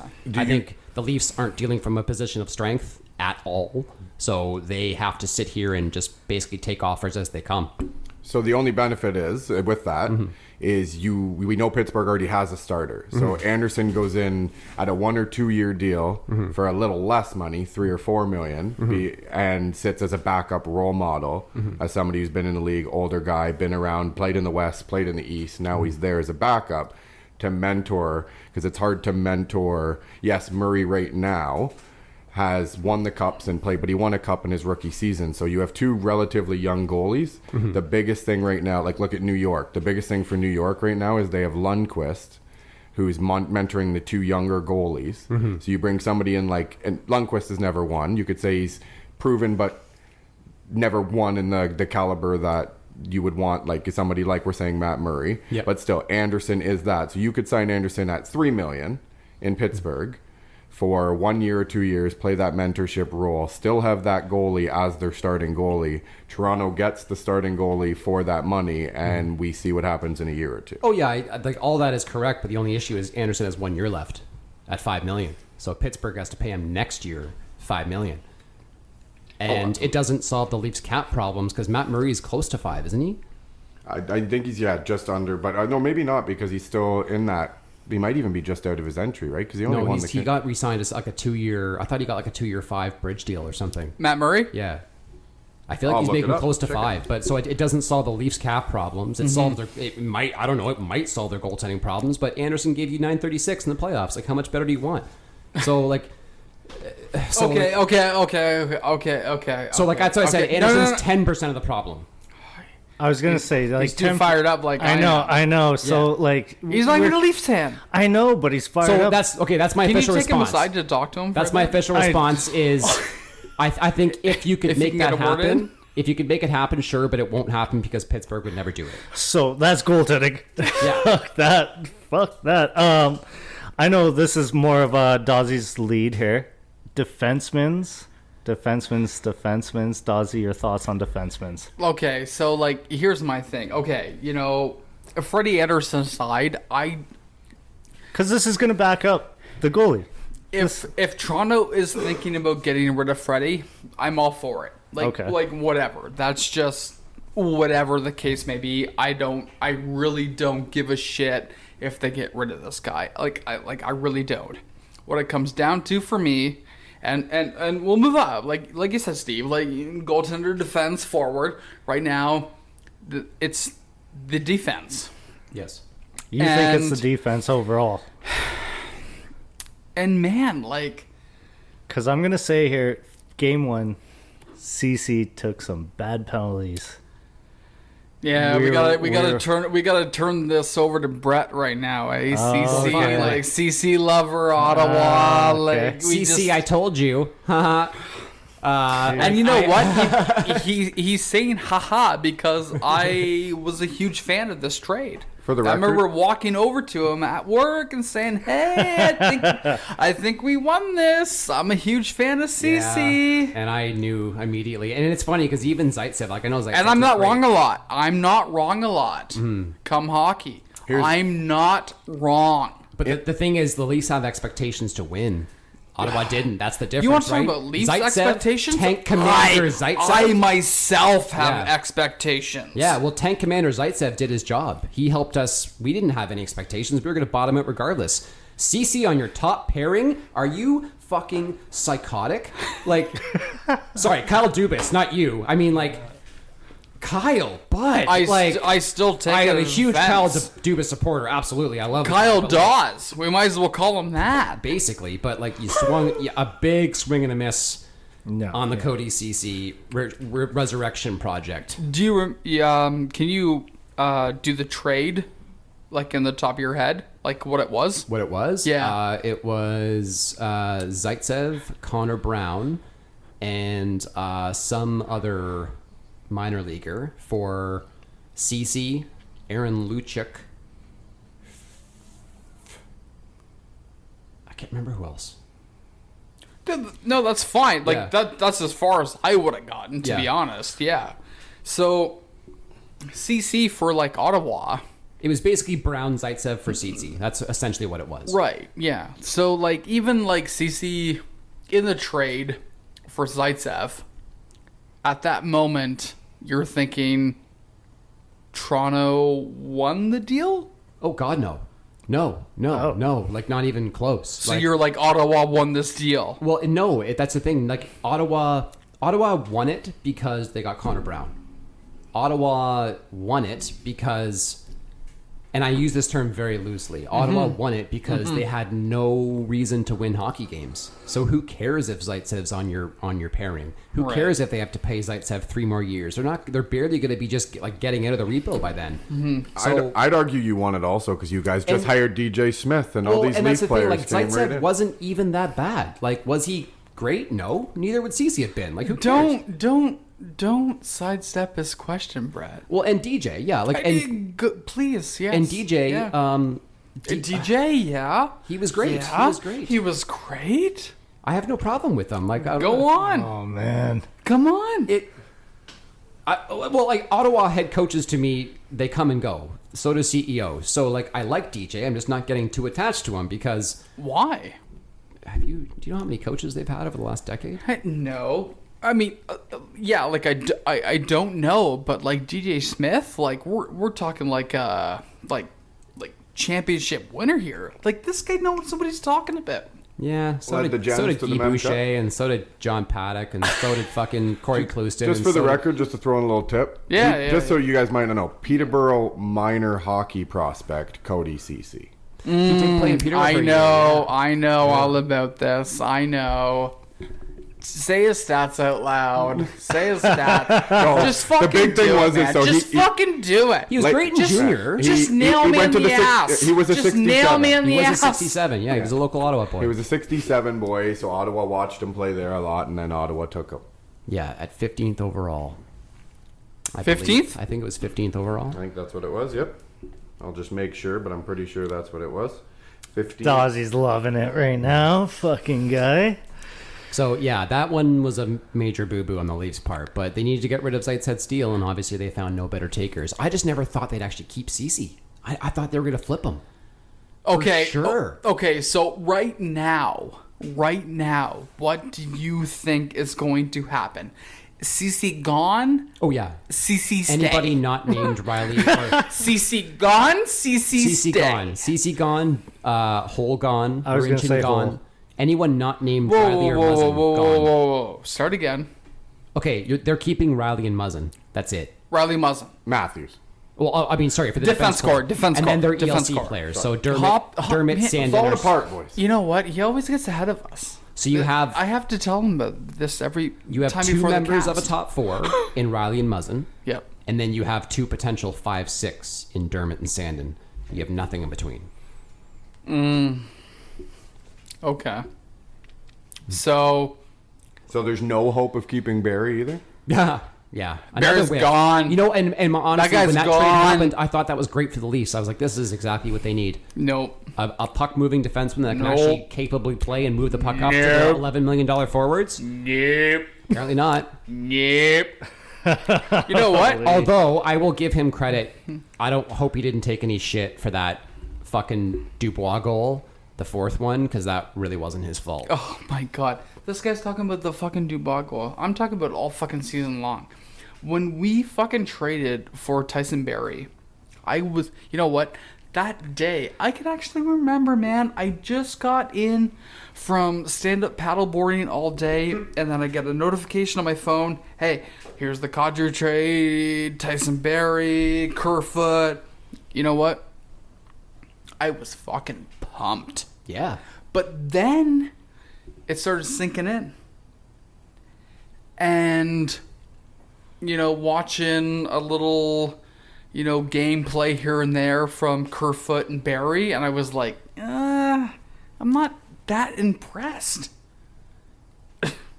Colorado won that fucking trade. Yeah, like, well- we're all fucked. Like, if we're Toronto He in the is, but defense, honestly, like, we're fucked, man. Like, we're Kadri fucked. sealed his fate with his second suspension, man. He got suspended for the second time in the playoffs. He's not there to Yeah, help his team. sure. He was fucking done the second time he did that. Maybe Gone. under Dubas, but under fucking Lou Lamoriello? I still think he would have been gone, man. Oh, I That hurts your disagree. for the second time. Oh, I disagree. Second time. No, you're Cool fucked. your fucking jets, You're fucked Kadri. in the head. You're fucked in the head. I don't know, man. No, Does you anyone are. else- You are. I'm not a Lou Lamoriello. Like You're I fucked know in the him, head. but does anyone else agree with me that he might have been fucked if he'd done that under Lamoriello? No. Yeah, no, absolutely. No. No. No. Kadri Okay. stays. Kadri stays if Lou He wasn't Lamoriello's there the to help GM. you. Like, I'm surprised he hasn't been suspended yet. No. I don't know. I'll I'm go a to anyone in Kadri the face fan, yet, so I'm or- okay or with what? that. So here's my thing. Yeah. During the Columbus and Toronto matchup, who would you rather have on the back end? Who would you rather have as a player? Barry or Kadri? Kadri. Well, like, Thank you. Right now, No, Brad, don't. I would don't say Kadri. explain. I would don't say explain. Just say the fucking name. I would say Kadri, but Thank who would you. be playing in front of Barry? Who would be playing instead of Barry? I'm not. Am I asking that? No, I'm but that's not. how you build a team, right? Oh my god! You But actually I'm have not to think of, asking like, that. I'm not asking that though. I'm just Like, saying. as a defensive person. What's the point though? Kadri's gone. Like it's like It's not at that point though. What not I'm over spilt saying milk here. is during that is during that series though. Who would you rather have, Kadri or Barry? It's Kadri. you know what? I'm switching my answer. Barry. Oh Just to my piss you god! off. Because you knew I was gonna be Yep. right and it was gonna fucking out No, because with your You four knew it. other forwards, with Marner, Tavares, Matthew, and Nylander, like how can you not? Because get we all shit know done? they can score goals. Apparently not. I don't know. You should probably blow the team up and start over. Fuck's sake. Oh my god! When Can you I look- actually go back and give you another realistic Anderson trade? Sure. 'Cause I Whatever think- you want to do, man. You know what? It's your podcast. You do what you want. Sounds great. So here's my thought with Anderson, because I just want to finish this one thing. I think they need to cut the salary. This is where it comes down to. They need to cut salary, right? They have no cap space and the cap's going down. So they need to drop money. I saw you, was it 375 is Murray right now? Yeah. And he's got 1 year left, or he needs re-signed? 1 year. 1 year left. So they cut $1.25 million, which is not really a lot. So unless they could entice Murray out with like a Kapanen and a very nice prospect kind of thing, like they'd have to give up like a Nick Robertson or something. Here's a suggestion for you. You know who needs a starter? Ottawa. You know who has cap room? Ottawa. What is it worth to you to get rid of Anderson's $5 million cap hit? All of it. Every dollar of it. Okay. Is it worth Robertson on top? Is it worth Sandin? I'm actually asking. You I'm do have a actually point. asking. Yeah, you do have. Yeah. I know Because he they paid a first last year to get rid of Marlowe's. I know it's Yeah, different yeah. because he's Yeah, 37 and he's old and whatever, but it was $6 million and that cost them a high first. So what is it worth to you as a Leafs fan to drop all $5 million? See, and I think the Leafs won't. It's exactly that. They would sit on him because they don't have somebody until Ian Scott is 100% proven as a goalie with the Marlies. They can't just dump like the $5 million, like you said. They can't just go cold turkey gun. They have to get some return. There are some and targets in free agency, like cheap ones they could go for. But yes, I totally understand. But this is their problem, right? Like they don't have a position of strength except for forwards. Okay, I know. Like, you know, even Brett, you're not a Leafs fan. You're getting more heated than I am, bud. Like, you got to take a back seat on this one, just for now. Like, You asked me the question. I'm I giving you an know, honest but answer. I know. I'm You giving guys you both have a- realistic answers, I- not Leafs fan. Let's trade our trash for good players. Answers. No, absolutely. But you both haven't thought about Dermott. Has anybody brought up like? No, I brought him up. Dermott and Sandin were my 5'6". Oh, yeah, you're 5'6". Dermot, Yeah. Sorry. Dermot and Sandine 5'6". Do I think? And even Brett and I talk about this all the time. Even if we're going out for a smoke on lunch break, who's better? I personally don't think Liljegren is going to be a part of this fucking franchise moving forward. I think the guy's fucking garbage. You do also. So have would to- you, for example, give up him and a second to Ottawa on top of Anderson to get rid Totally. of the $5 million? Totally, 100%. Would you give up a first? Nah, I'm done. I'm done giving up first. Justin Yeah. Hall is signed till 2023 as well, boys. So you know, Now, here's the thing, though. Would That you give kills up my Robertson? soul. That kills my soul right Would you there. give up Robertson, though? Because, you know, if I'm Pierre Dorian, again, not doing the Leafs a favor, not doing a divisional rival a favor, I don't have to do anything. I don't have to help you. So I of course know. I'm asking for Robertson. I know. It's just I haven't seen enough of Robertson yet. But Right? We've seen a couple of games, couple of good shifts, and you know what? Even I said to this in like the chat. If the guy wants to play at an NHL level, He's got to fucking stay on his feet. The guy's fucking falling over every other shift. I don't care how fucking hard you play. Stay on your fucking feet, forecheck, and then turn the puck over. Yep. Can't turn the puck over if you're on your fucking ass. Yeah. Right? Because, yeah, the big issue... And that was him during the whole fucking play-in round. Yeah. That was. But, like... Correct me if I'm wrong. I didn't watch enough of it, but sure. Robertson was on his fucking ass the whole time. But if you look at the cap right now for teams, there's about, by my math, about 5 or 6 teams that can actually absorb cap without sending something out. Okay, so here's what I want to say next is what the Leafs have to do to get an actual defenseman on the fucking team. What do we have to do? Do we have to trade away fucking Matthews? Do we have to trade away Marner? I would fucking love that. That would be Christmas morning to me to get rid of that fucking fucker. Do we have to trade Nylander away? Brett? If anyone else wants to take a go first, but I don't think so. No. I'm thinking Cappy. You shouldn't want to trade Marner. Like, you're going to eat shit on a Marner deal right now. No one wants his deal. Because of COVID? Or just because of the actual... hockey. Like, I think he's a phenomenal player. He gets over a point per game the last 2 games. He's a 90-point player. That's the thing, right? You pay for that now. It's just the way it goes. Like, so I don't really care about the cap hit. What the big problem is $14 million owed next year, whatever July 1st ends up being, November 1st. With the signing bonus. With the signing bonuses. Right. That contract's untradeable. It's unmovable unless it's a rich team. The guy's fucking garbage. He's not garbage. But anyways, aside from that, what I actually think they need to do is nothing right now. They need to cut salary first. Whatever way that has to happen, whether they have to dump Janssen, Kapanen, Anderson for pucks, a bag of pucks, that's what they're going to have to do. And then they go to free agency for the defenseman because they can't afford to give up any more assets to do it. So 2 targets I was looking at, Dylan DeMello and Brendan Dillon. Those are 2 guys you can get for like $1 million. Maybe Dylan's like 2.5. I'm a big fan of the Brandon Dillon trade. Yeah, I love that. So those dudes you don't have to give up assets for. It's just money if they can find the cap space. But other than that, you're trading. You're trading money for that though. What else correct? can they do? What else can they do? No, that's what I'm saying though. Like yeah, like, basically, you didn't clarify it. Like that's yeah. So for example, like if hypothetically, let's say I don't want Ottawa to do the Anderson thing, but just as a hypothetical, let's say they took Anderson, a Liljegren, whatever. There's your $5 million freed up. There's several free agent goaltenders they could look at for under the $3 million range, so they're still netting a $2 million savings. Yeah. That's used to save Dillon or DeMello. And DeMello, I know he was an Ottawa Senator, but he's a phenomenal, underly rated defenseman that will he's not going to be flashy, he's not going to score a lot, but he will keep the puck out of your zone, he will keep the puck out of the net, and he will actually make a crisp pass to your $11 million forwards. Right. If you can get 2 of those types of guys just to fill out the top 4, and then let Dermott and Sandin or Liljegren or whoever ends up being take the easier minutes, I think that's the only way that's I think the softest landing between a rock and a hard place, if that makes sense.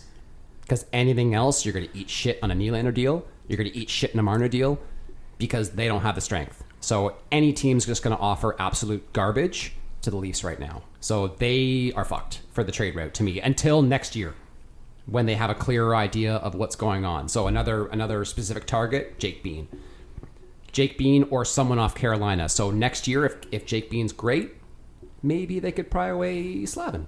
Maybe.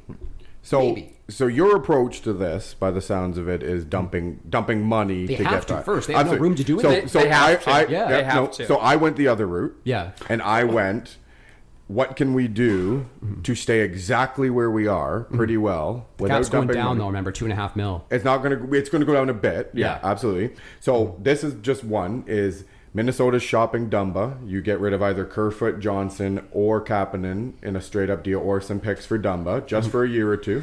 Black Lives Matter. He is somebody in there that is going to. He did the same thing, change the scenery, something like that. The last option is: did either or any of you 3 see John Scott's idea thrown on Twitter? Yeah, say it. Do your thing. Come on. So. This one is exactly. I love turning down people, man. I love it. So this is one what that I thought was kind of crazy. But this is another one that is almost identical in salary. We'll get us a defenseman. We'll get us a forward. We're going to get rid of...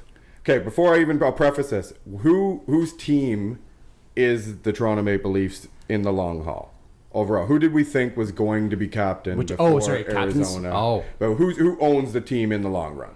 It's Austin Matthews' team. Yeah. We thought he was going to be captain. That shit came out. Then they named Tavares captain. We all were on the fence, okay?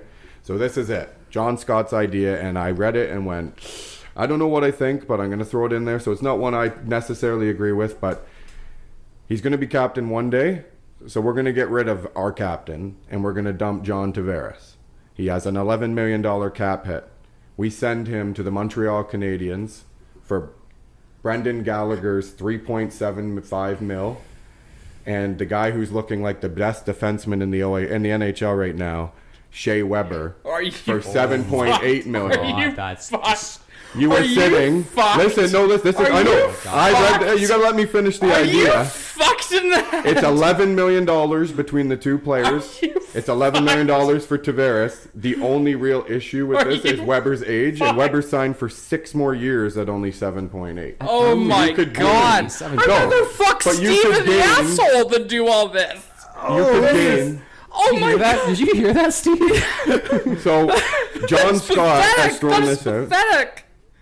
You probably can't hear anything in it because Corey hasn't shut up in the last 2 minutes, so you don't know what's actually been said. Yeah, that's a lot to digest there. But that's John Scott's idea. Not saying I agree with it, but you agreed. It's money is the big thing. So if you have to start doing something, you do it at an even mark, and if you can't do it at an even mark, you start dumping salary, as Brett has made very clear. None of that. None of that makes sense. Like, see, I was actually throwing out a stupid idea to Corey the other day. Like, imagine in a crazy world that they could swap someone like Tavares for Carlson. San Jose would never do it. I literally titled these crazy trade ideas. Yeah, but I'm just saying it's what's out there. The other problem is I don't think they just need one defenseman.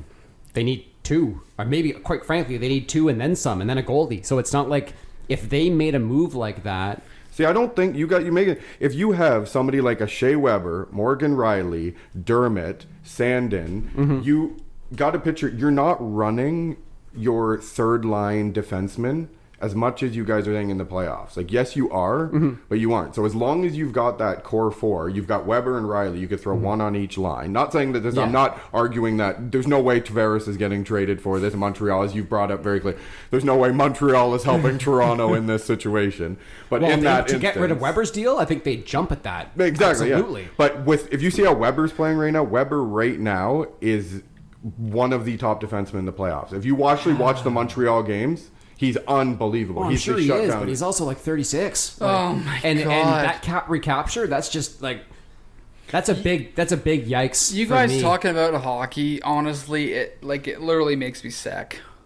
Like, I get a headache. Why? Because it's no sense, man. I'm not agreeing with this deal. I think it's psychotic. It's weird because I think stupid. I think it's psychotic. But when we sit back and listen to some of your ideas, they don't make any sense either. So I would love to go back on it and see what I have to offer. I mean, theoretically, going back in time, Toronto probably shouldn't sign Tavares, right? Like, can we agree that they probably shouldn't have spent that $11 million on a centerman when they had Kadri and Matthews already?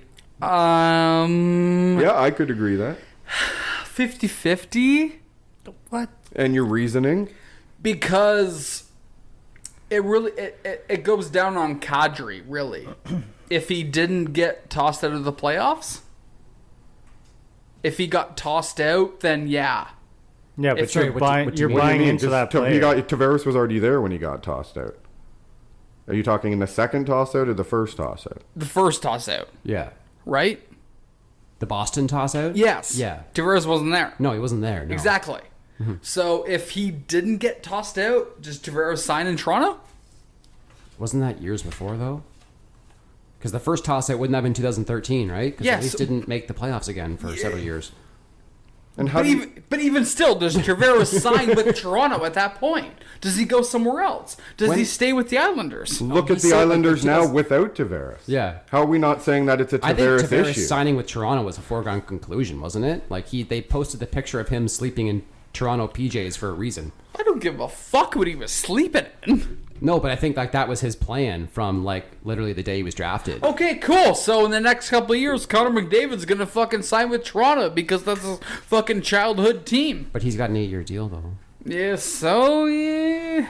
No, but I'm saying With the in no this trade specific- clause? With the no trade clause? No, like I don't understand what you're asking, to be brutally honest. Like Tavares signed with Toronto because he made a choice to. I'm saying Toronto maybe shouldn't have extended them the offer because they could have expended that $11 million much better elsewhere. And as bad as it sounds, when you come to a place like Toronto or Montreal, you have to play people more because of something as stupid as taxes.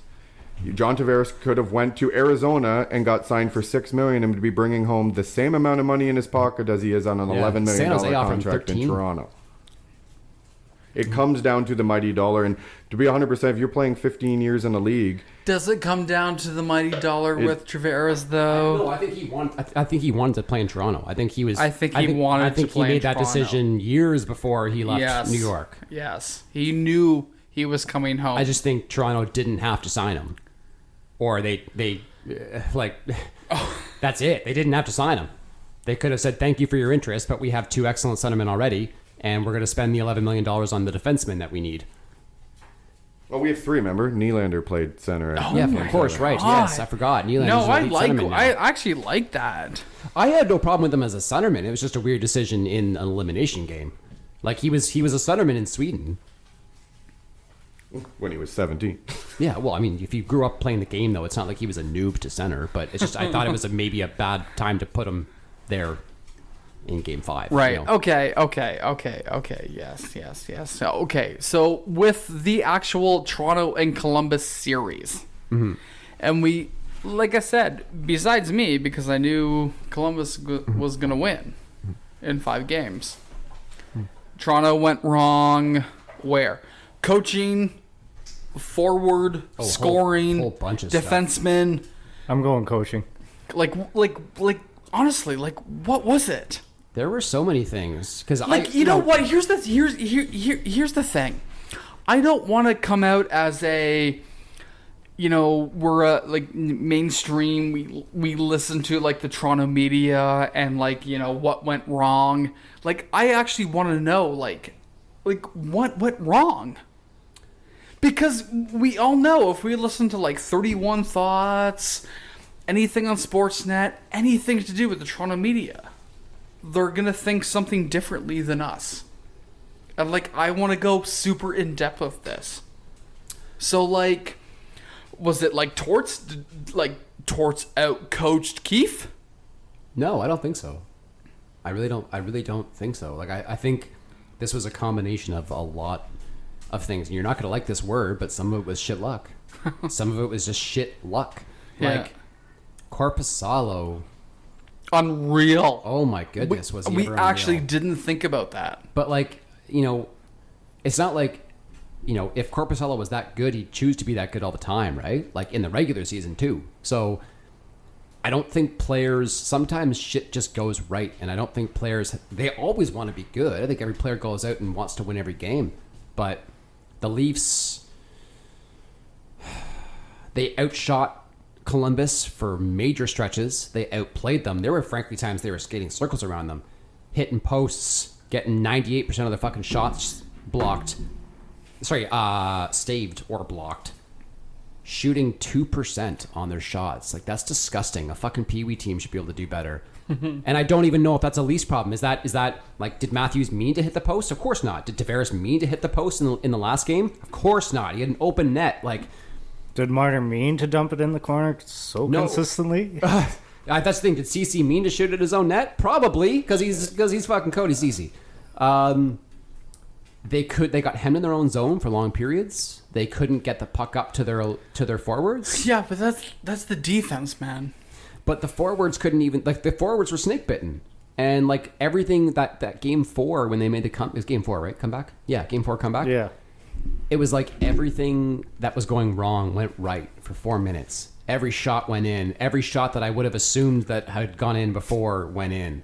And then what really bothered me, not as even a Leafs fan, it was that line change, man. Game 5, line change, goal number 2. leaving poor. I mean, It's not even goal number 2, man. It's not even it. It's the start before that. Well, I mean, Like, yeah. what was Keith thinking? I.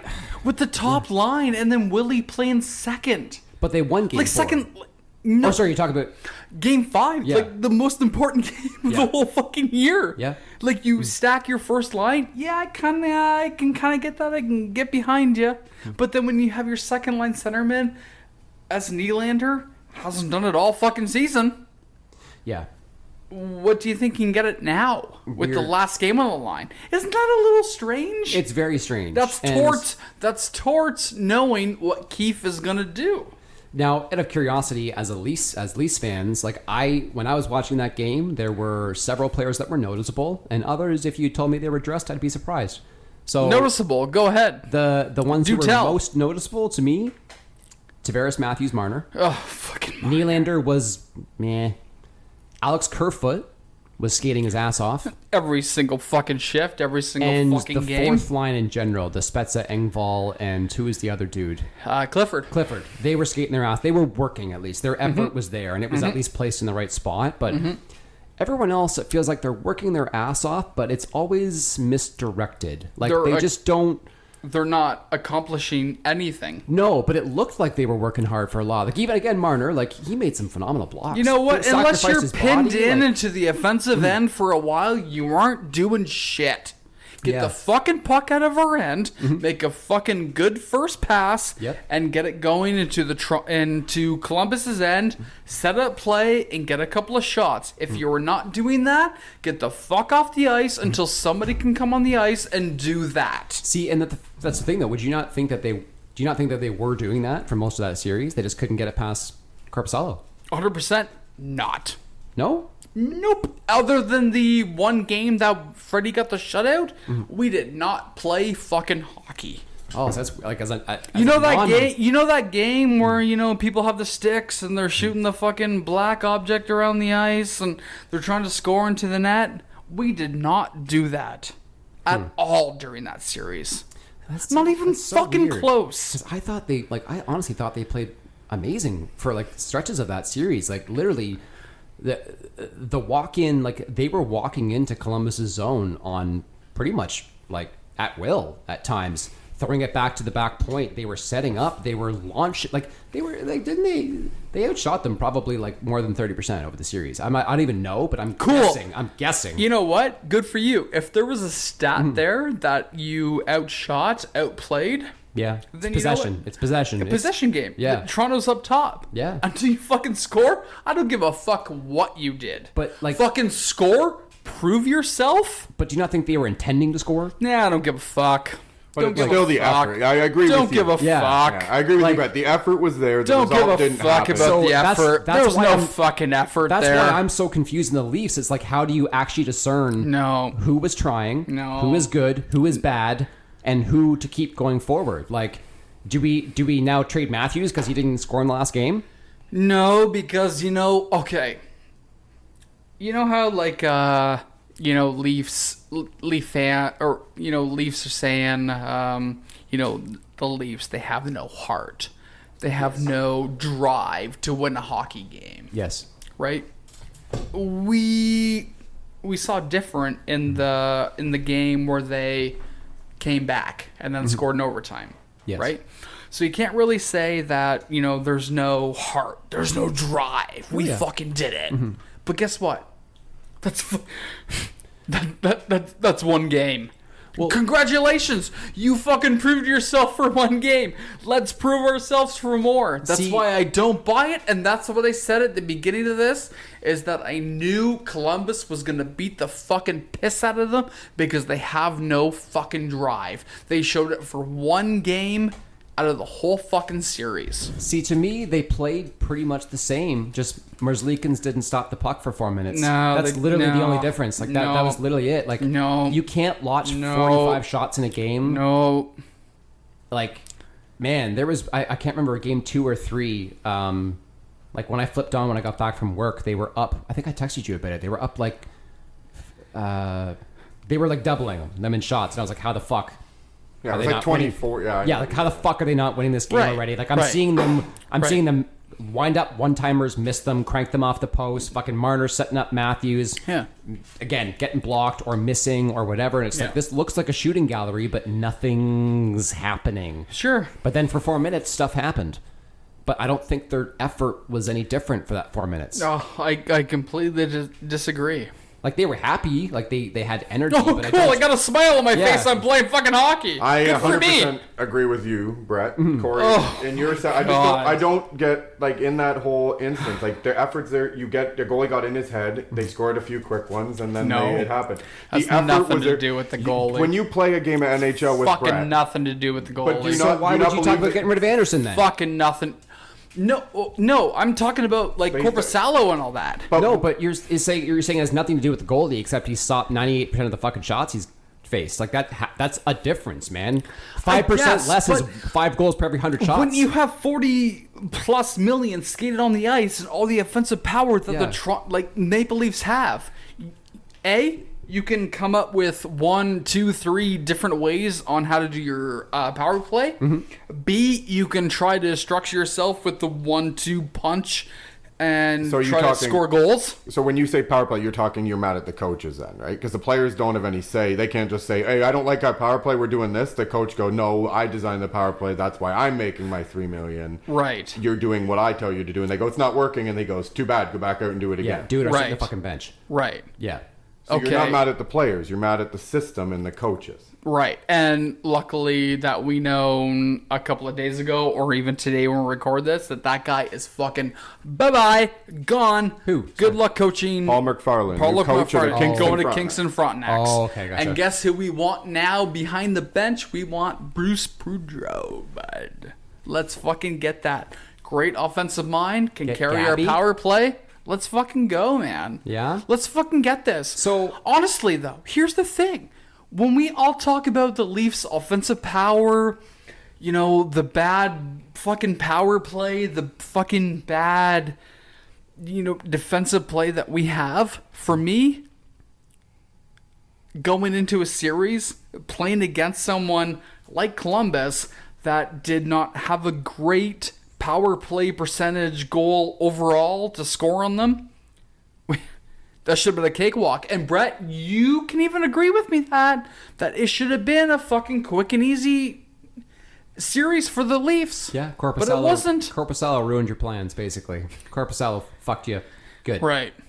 Okay, so with that being said, and let's go quickly about it here so we can wrap things up. Well, fucking my fucking heated. I actually had one, like, a philosophical question about the Sure. Leafs. Shoot. Because you were talking about earlier about Hop, the defenseman, like, You and Hop, You're like you got a good team going on against me, like 2-on-1. I think you might enjoy this question actually. So, I'm just using this as an example because you were talking about Riley Muzzin, and if you could add, someone you have this 4 pair, you're fucking golden. Like, I remember having these same conversations with Leafs fans when they signed Tavares and when they got Marner and Matthews, and it's like, oh man, you put fucking Tavares with Marner, you put Matthews with this guy, you're gonna be fucking unstoppable. Do you think, this is my question, do you think the city of Toronto wills this team to lose?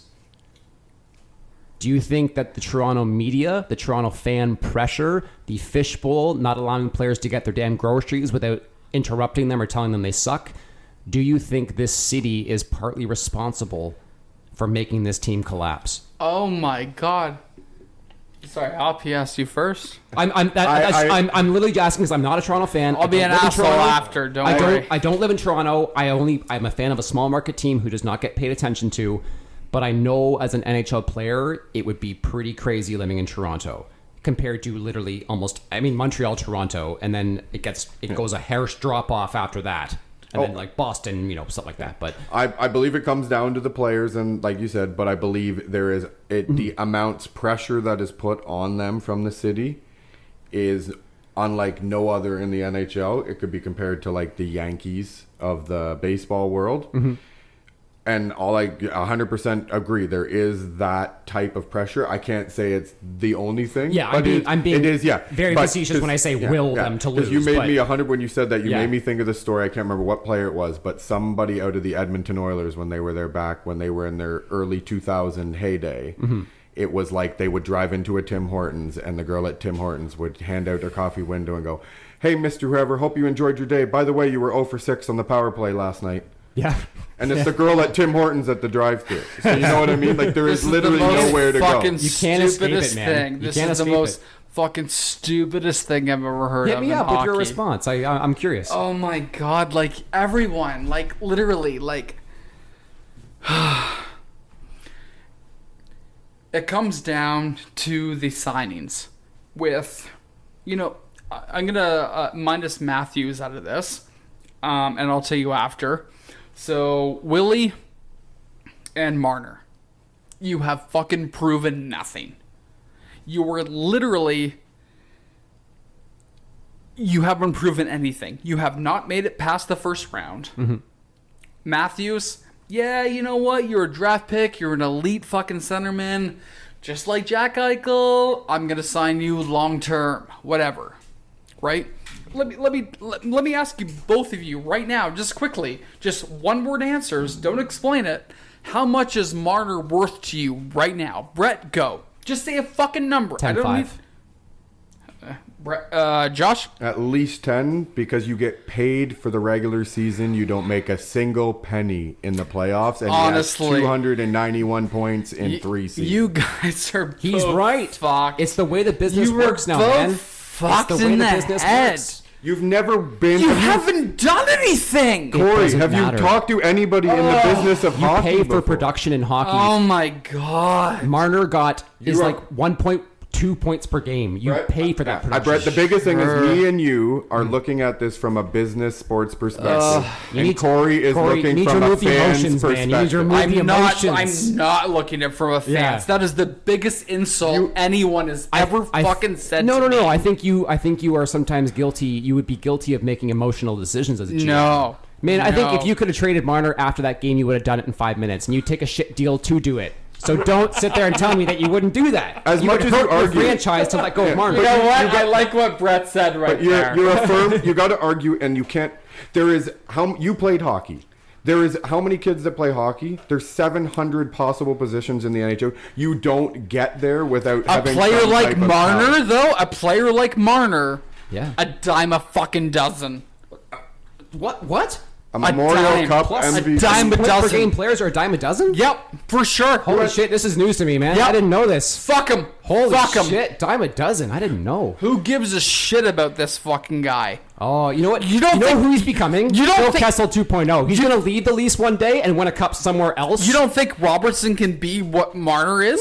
No. Oh my God. I was The there. guy can fucking grind pucks in and out. Into the Marner net. can't. Can he There's grind different pucks into the players. net? Marner can't. He can't retrieve that puck. We're talking about Hyman 2.0 here. You have to use players to their strength, man. Marner has his. Marner's not a goal scorer. He dishes. He fucking Matthews skates. is who was Matthews compared to when he was drafted, Corey?